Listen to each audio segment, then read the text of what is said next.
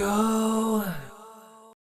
Hello, everyone, and welcome back to another episode of ASCII Anything, brought to you by Moser Consulting. I'm your host, Angel Leon, Moser's Director of Personnel. We're glad that you're with us for this episode of ASCII Anything because today we're going to be discussing disaster recovery with one of our own, Alexander Johnson. In today's data-driven world, disaster recovery isn't just an IT concern. It's a business imperative. From cyber attacks and system failures to natural disasters and human error, the risk of data loss is ever present. Yet many businesses, especially small ones, struggle to prepare adequately.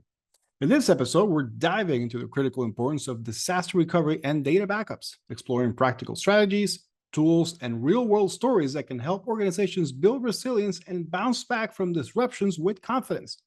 But before we get to all that, let's welcome our guest, Alexander Johnson. Alex, how are you? Welcome to Ask Anything. Doing good. Glad to be here. Well, it's glad to have you with us. Is this your second time with us? I think we've talked in the past, so it's good for you to join us. You joined the very elite group of Moser employees who've done this more than once. In the end, we'll give you your medal, so don't worry. I was going to say we're going to need to get jackets made like the Saturday Night Live Five Timers Club robes.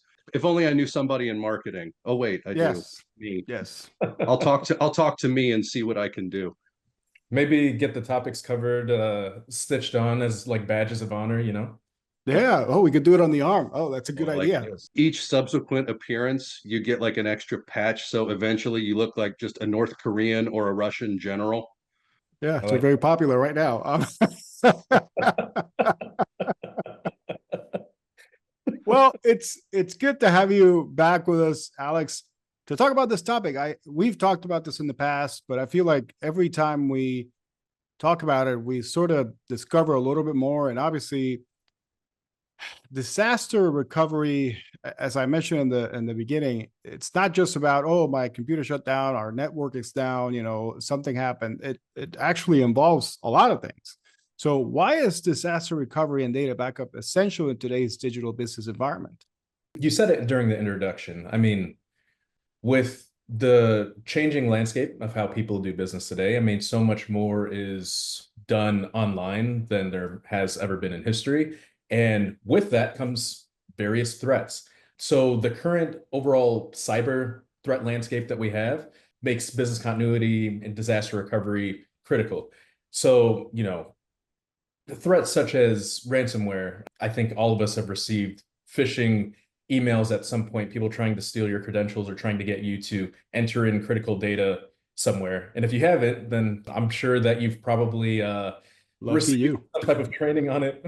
or your information is gone and some kid in his parents' basement is using your credit card to buy sneakers. I don't know. See a large Nike charge on your dad's credit card. Yeah, I'd be worried. Right. To our listeners, I'll be emailing each of you individually later to ask you to send me gift cards. Business continuity disaster recovery just ensures resilience against these threats and also helps protect you from some of the critical loss that comes with operational downtime or with just overall data loss. It's also, depending on the size of your business, depending on the industry that you're in, it's required for compliance. If you're in the health industry, that might be HIPAA. If you're processing payments, that might be PCI. And if you're overseas, I'm not sure if we have overseas viewers, but I'm sure that some of them do business overseas, then GDPR comes into play. We are loved in Belgium and in Italy. And I'll give a shiny nickel to anyone who recognizes that movie quote. Shout out to Belgium and Italy. Above compliance and just protecting your business in general, it also helps with your business's reputation as well as customer trust. So if you are a vendor to somebody, if you provide critical services or just any type of service to a customer, maintaining that trust is always going to be key in your reputation, whether that's to gain additional business or to keep business. And then, as I had mentioned before, when it comes to reducing costly downtime, and I guess a very simple example of this, if you want to call this business continuity, but I think it's very relatable for all of us, is let's say that you're in a restaurant, could be a fast food restaurant, could be anything. And you walk in and they say, hey, our cash register and our IT systems are down, or whatever the case may be. We can only take cash today. I know I've been in that situation before, and I don't carry cash. So most of the time I walk out. Yeah. And I think that in today's world, I mean, there's many of us that don't carry cash as much. And so you kind of have to assess, and this is overall kind of shaping the importance of business continuity and then the disaster recovery aspect of it. You want to consider this a disaster, but is if it goes down during a critical time, critical hour or something like that, you have a lot of customers coming in. The amount of money that's lost can only really be calculated by, okay, how many customers ended up walking out, the typical size of their orders, their families, or whatever the case may be. And then how long, so not only how do you continue business in that moment? And then so, an easy thing is, oh, we accept cash. Maybe you could have like just an iPad that can be brought online or something like that that's connected cellularly rather than through your system, depending on how your systems are set up, so that you can continue to take payments or whatever the case may be. But how do you continue business through that? How long? And then how long is that downtime? And then what do you have to do to recover back to normalcy? Because clearly you can't just continue to operate off of something on the side, because the reason why you have your original systems is from an efficiency standpoint and security standpoint and all of that. As simple as it may sound, it might be a disaster for that business, because you're right. A lot of people walk out of businesses if they don't have the means to pay with a card. And nowadays, especially with tapping, and I mean, a lot of people don't even want to insert their cards anymore. It's like, no, I like to tap. So that is actually a business disaster that probably doesn't get talked about as much as it should be.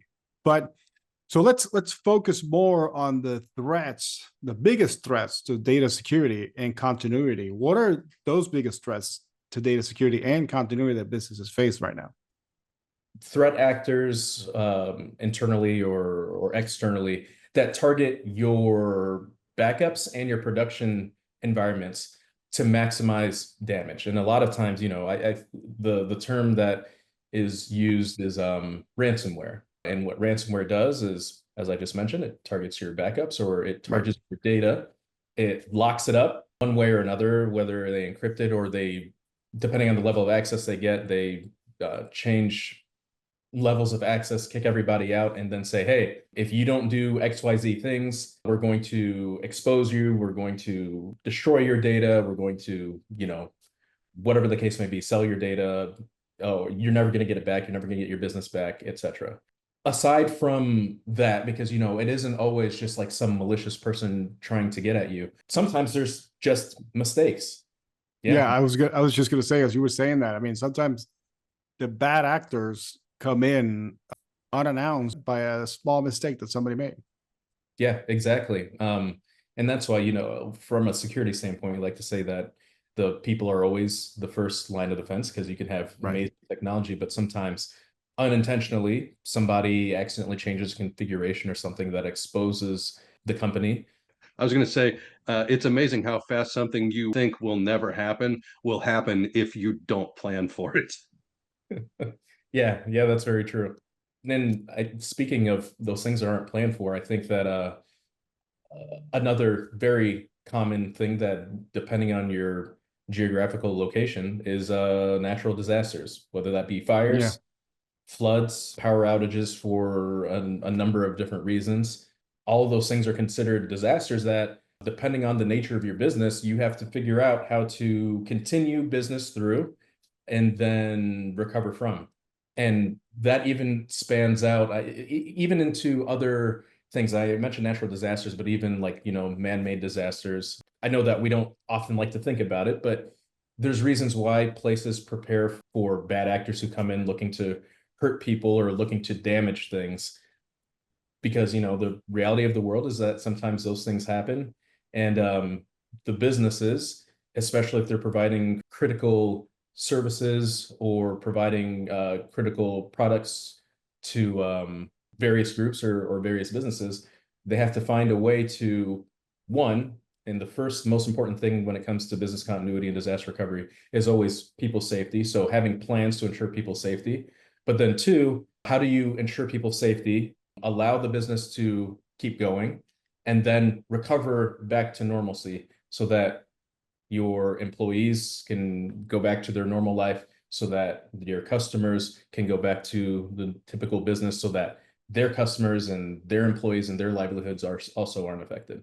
Yeah, disaster recovery plans are a very important part of business continuity. And coming from the place where I came from before joining Moser, I mean, we were basically doing disaster recovery training, if you will, almost basically twice a year. So every 6 months, because we're a federal agency, obviously law enforcement. So we had to make sure that, as you were saying, we had business continuity, not just for us, but for the public, doing what we were supposed to do.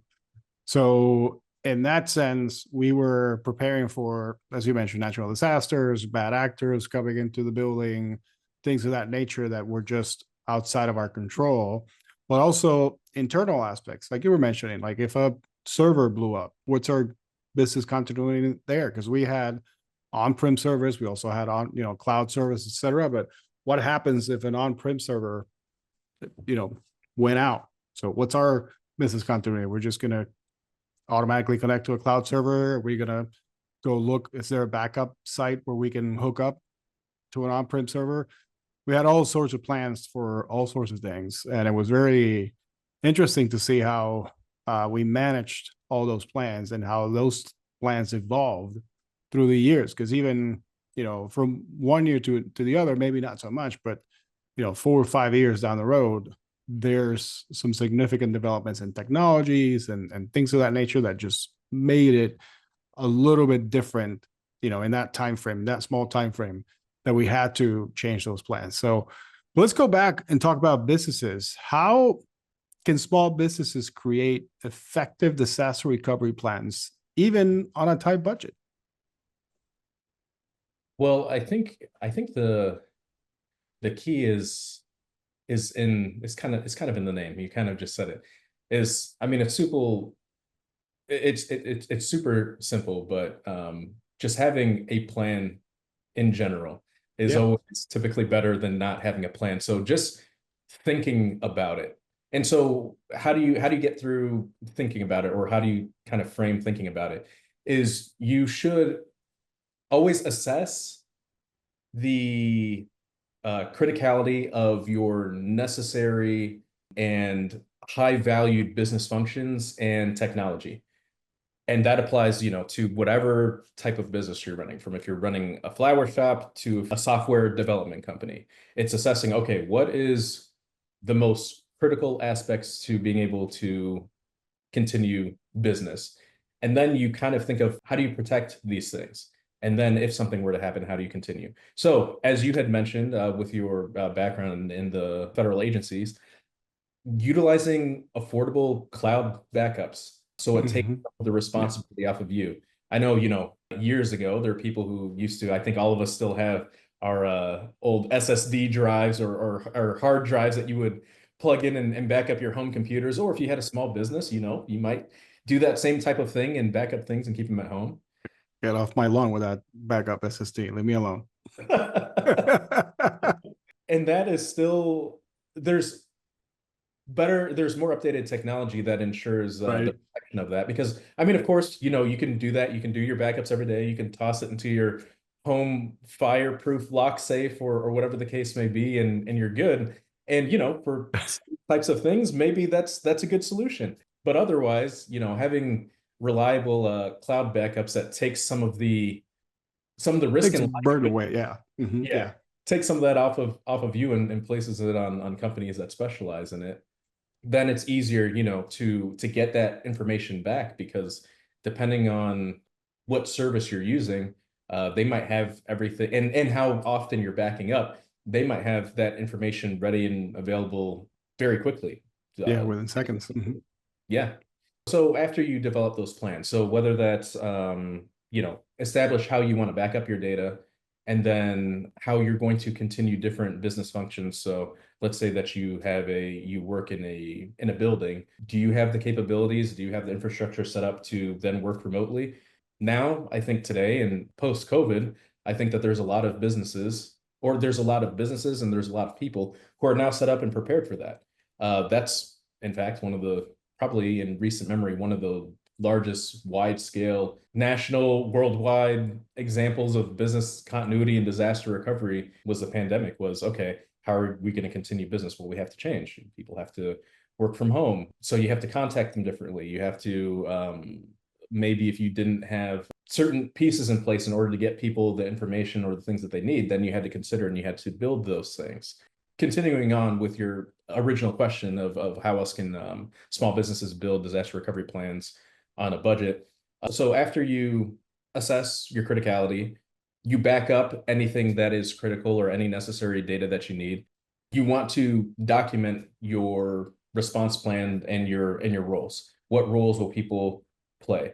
Who's responsible for contacting people? Who's responsible for contacting people within the company? Who's responsible for contacting clients or support or the authorities if you need the authorities?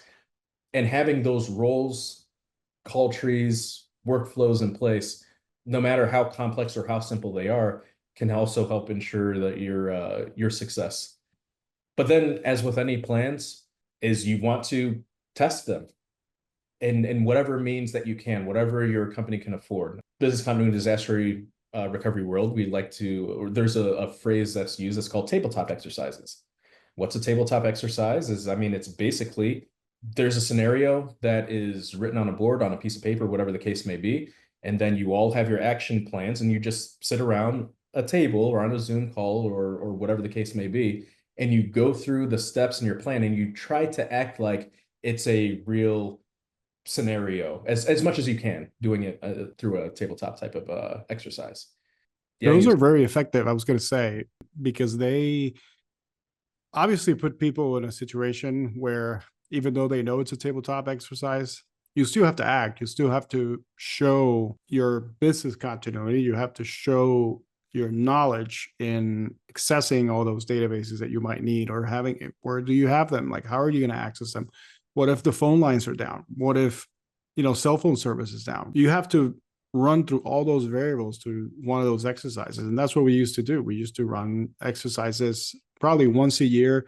The other one would be much more around the table exercises you were mentioning, but the other one would be much more hands-on, where we evacuate people from the building and do things like that, just because it gets, those juices flowing, right? That muscle memory for in case, like break glass in case of fire kind of a thing, where if you're actually using that muscle memory, then when the real stuff happens, then you have an opportunity to actually, oh, hey, we did this in that exercise. We can go out there and do this for real. Like, let's go. Yeah. And I think exactly what you just mentioned. I mean, I think a lot more people have a lot more of the common knowledge than they think to do these things. If you have kids, if you've ever practiced what you do if there's a fire in the house, when you get out of bed, if you smell smoke and you get down, you put your hand on the back of the door and not touch, all of these different steps. I mean, that's the same way that you think about it for your business and the way that you end up practicing those things.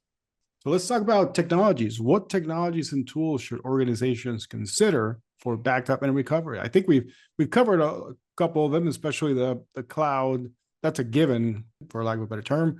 Where we are technology wise, I mean, it's definitely something that, as you were mentioning, especially with the pandemic was actually a real world exercise in backup and disaster recovery to some degree. As you mentioned, a lot of places really didn't have that backup scenario where we were all used to going to an office. And so what happens when nobody's in that one place and everybody's out, especially with businesses that didn't have the framework or network to maintain their computers up? A lot of places, when you think about it, didn't even have laptops. They're all desktop based. So you're basically going to your office and what you're booting up every day is a desktop. So that was a disaster recovery waiting to happen. And it did with the pandemic. Yeah, some of those technology, well, as you mentioned, having the capabilities to work remotely. So if you have a lot of systems that are on site that need to be accessed, consider implementing a way for your employees to connect in, to securely connect in, utilizing a VPN or something like that. if you are a company that's more so most of your tools and service and everything is cloud-based, then you're already set up for being a bit more resilient in those instances. Because then all your people need is a secure connection and then a way to log into whatever secure environments that you have from home if they're cloud-based, and then you're pretty much good to go. Also, as we mentioned earlier, cloud backup platforms, using those for backups of critical data or anything that that your systems might, any data that your critical systems might need to utilize. Utilizing cloud backup platforms is a good way to be able to recover quickly and be able to continue business, because you can access that data. Like we said, if for some reason that data is gone, you're able to recover it, or if you need to access it quickly, it's easier than going if you had everything that was being backed up and stored on premises somewhere without a good way to access it. In order to protect against things like ransomware, having immutable storage, which is basically storage that can't be altered, having those types of backups are really important, because then, if somebody steals your information, says, hey, we're going to destroy this, or you have to pay us, X amount of dollars in order to get your data back, you can, with confidence and not feel like you have any type of internal conflicts, report them to the authorities, back up the data or retrieve the data that you lost, and then get back to normal. Then, of course, the important thing is after you get back to normal, you should assess why this happened, etc., which then leads into it's not something that you initially think about when you're like a business continuity or disaster recovery, but good security, decreasing your likelihood of becoming susceptible to an attack, or if there's a mistake that opens up your company to an attack or something like that, internally or externally. And having a good say endpoint protection system that protects, so especially for those who have a lot of remote workers and they utilize laptops, having good endpoint protection. I know that us at Moser, we help out our clients all the time, especially those that have remote workers, and provide them with endpoint protection software. We talked a little bit about this, but how often should businesses test their disaster recovery plans? And what should those tests include? The industry best practice, what you're always going to hear, is at least annually.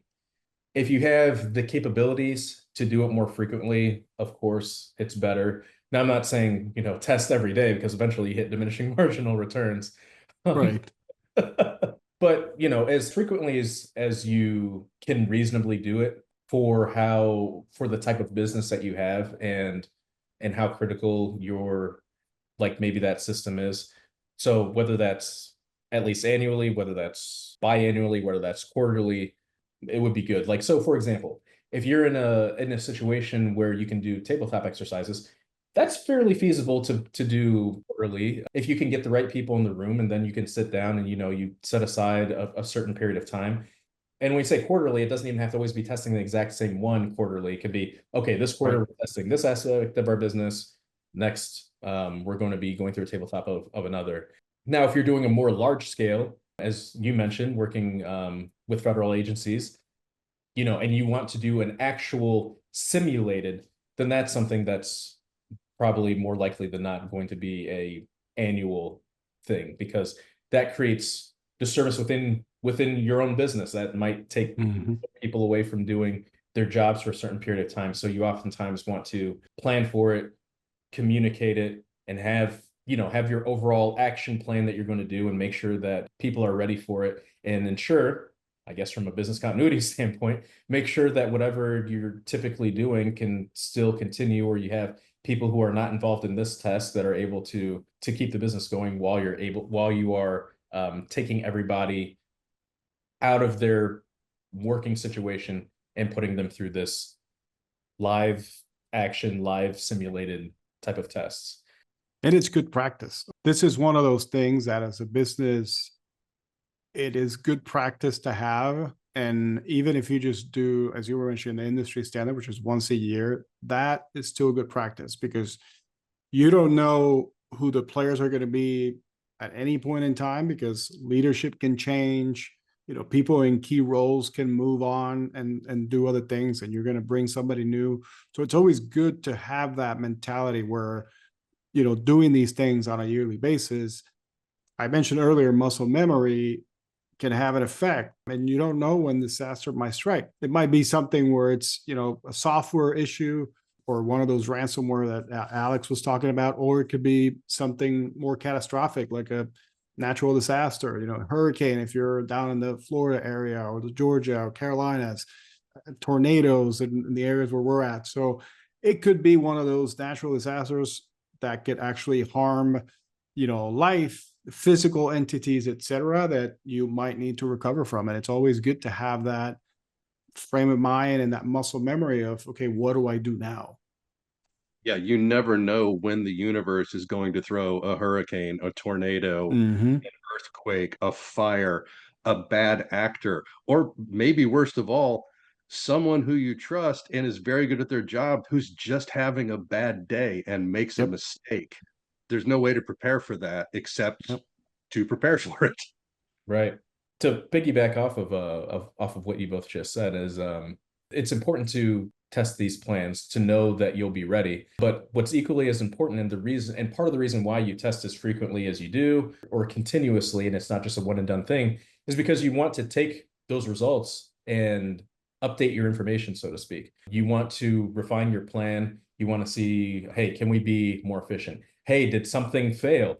Because it's much better for a recovery tactic or a continuity tactic to fail in a tabletop exercise or in an exercise, then you're in the middle of a real situation. And then you have to figure out, okay, now what do we do? Because we had a plan, but this aspect of the plan didn't work. Yeah, absolutely. So can you share with us some real world examples or success stories that you might know of businesses recovering from data disasters?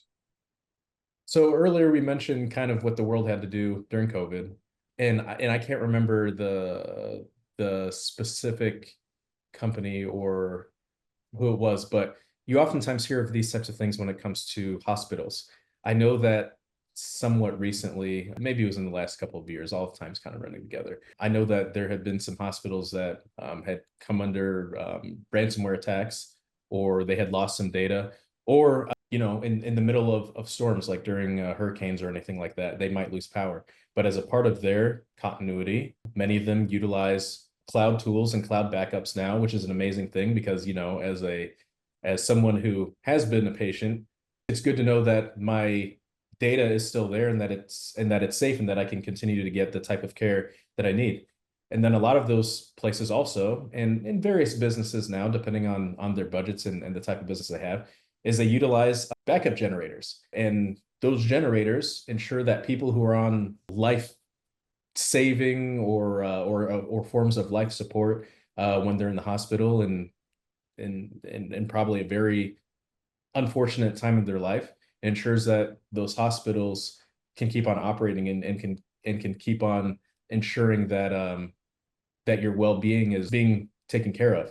So what I had just mentioned when it comes to generators, that kind of goes back to also what somebody, if they have a business or a small business, how they can continue to operate or anything like that, that's something that shouldn't be overlooked, is having an alternate power source and ensuring that you have your plans for how you get it, how you get the fuel, if you have a supplier, if I know for hospitals or larger businesses, they have certain deals worked out with fuel suppliers that, hey, if this happens and it happens over an extended period of time, we're going to need things rapidly and consistently for XYZ amount of time if our reserves end up draining or whatever the case may be. But yeah, I think that those two, kind of what the world went through with COVID, and then and like I said, the names escape me, but there have been several stories, and once again, just a simple thing that I think everybody can relate to: hospitals that have had disasters one way or another, whether it be power outages or ransomware or things like that happen. Yeah, I recall those days. Those are dark days. But let's end on a high note. Any good advice that you might have for businesses out there who might be looking to implement a disaster recovery plan? Depending on your business, like initially, keep it simple. I like I had mentioned before, is assessing your critical systems, your critical processes that are needed to keep your business going. That is always the best place to start, because there's not necessarily a point, especially if you have some type of a budget, is to create plans for every small little detail, because that can just end up, wasting time for you or You costing. could go down a rabbit hole if you do that. Yeah, exactly. I mean, because if my pen runs out of ink, right? I mean, there's Stop. there's things that could be done. But then also, I would say if you just legitimately don't know what to do, or once again, you are a smaller business and you are consistently operating and you're like, I don't know how I can make the time to do this without having it be a major like disruption to our business, then ask for help. Right. You can always reach out to Moser. Yeah. That's a really simple, practical thing that, some people don't really think about. Is they're like, well, I don't really have the time for this, or I don't necessarily know how to do it. And so then they say out of sight, out of mind. That's bad. Yeah. Murphy Yeah. doesn't rest, right? Yeah, exactly. No, he don't. No. Look, shameless plug. I know Alex is sort of tiptoeing around the subject. We have experts for that kind of stuff. I'm not going to sugarcoat it. We have guys like Alex. And we have some other folks within our company that know what they're talking about when it comes to disaster recovery plans. You've heard them here before. So if you have a need where you might want to actually put some thought into it and need some help really designing a plan and coming up with it and putting it in place, you know where to hit us, moserit.com. Go find us. You can go to our website and look us up and submit a request, and somebody will call you and we can get you in touch with the right people. And with that, we'd like to thank Alex Johnson for joining us on ASCII Anything. Alex, it's been a pleasure to have you. Thank you for joining us to talk about disaster recovery, such an important plan for many businesses out there. So again, if you're interested in learning more about this, please reach out to moserit.com. Look Alex up on LinkedIn. And thanks again for joining us, Alex. Yeah. Thank you, guys. Thank you for listening in to this week's edition of Ask Anything, presented by Moser Consulting. We hope you enjoyed listening to Alexander Johnson talk to us about managing disaster recoveries. Be sure to join us next time as we dive even deeper with our resident experts on what they're currently working on.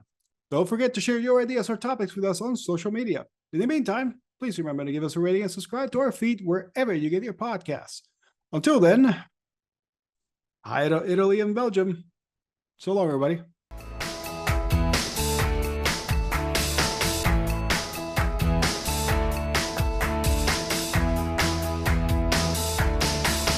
Go.